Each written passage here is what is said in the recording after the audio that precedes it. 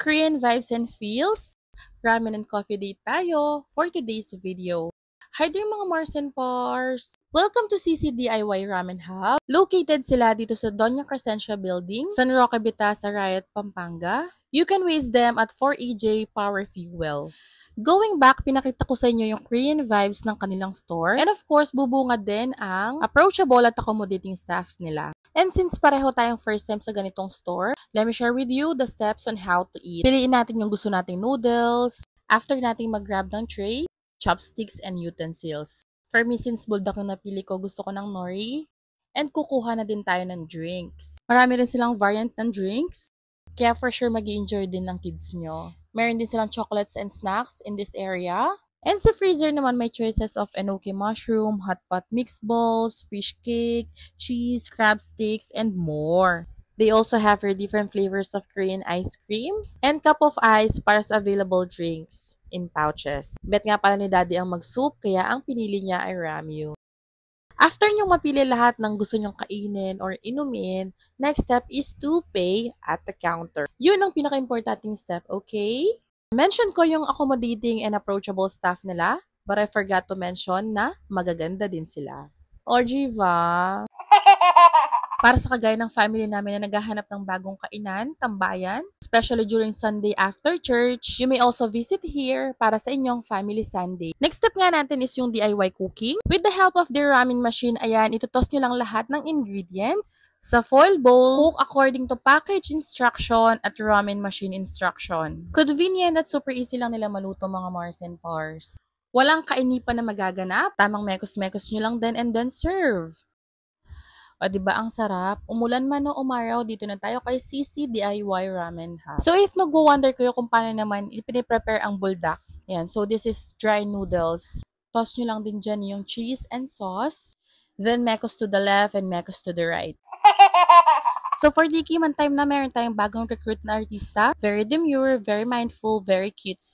Ayan, busy na silang kumain dahil nasarapan na sa kanilang mga ramen. Walang halong keme. The experience here is so fun. The bonding is another one of the books. And this is a must-try bonding place for the whole family. Currently, their store hours is from 2 p.m. to 10 p.m. Para if pagbet nyo ding mag-visit. So see you here at CC DIY Ramen Hub. For our coffee date naman, hindi na tayo lalayo. Dito lang sa katabi ni CC DIY Ramen Hub. Ang La Tipica. The interior is warm and cozy. Chill and relaxed na vibes. The place is Instagrammable. Ayan, every corner is picture perfect and picture worthy. Para sa mga taga-Arayat, nearby places ng Mexico at Santa Ana, ayan, accessible sa inyo ang La Tipica. Only here at 4EJ Power Fuel.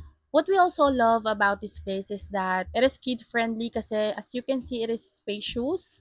Meron silang iba't ibang board games, books, that will also help you entertain and enjoy the stay. And since medyo busog pa nga tayo, ang kinorder lang natin is coffee. And since this is our first time trying La Tipica, I'm giving you a tip na dapat yung o-orderin nyo is their bestseller. As a recommendation from the staff or baristas, ayan, para hindi tayo magsisi sa ma-order natin na drinks and food. So kung o-order kayo, isa to sa recommendation namin ang chocolate frap. And according to our very demure and very cutesy, na Ate Hazel ay approve ang chocolate frap. Si Mommy at Daddy naman ay tinry ang kanilang pistachio latte. Itataya ko ang aming pangalan para sa masarap na drinks na to. Sa susunod na babalik kami, food naman ang ito-try natin. But wait, there's more! Kung feel nyo napakita ko na lahat ng about dito sa La Tipica, umakyat kayo sa kanilang second floor at makikita ito.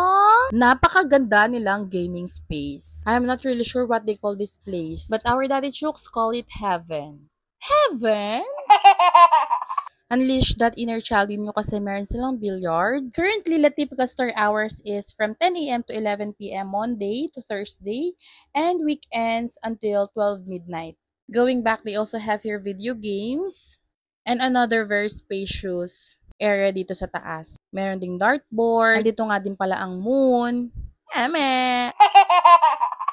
4AJ Power Fuel is a one-stop shop dahil meron din silang grab and go convenience store. Andito din si Tapsi Kebab na for sure itatry namin dahil balita ko masarap ang Tapsi dito. Habang kumakain nga, tumiinom ng kape, pwedeng-pwede ka rin magpa-car wash dito kay Auto Blim.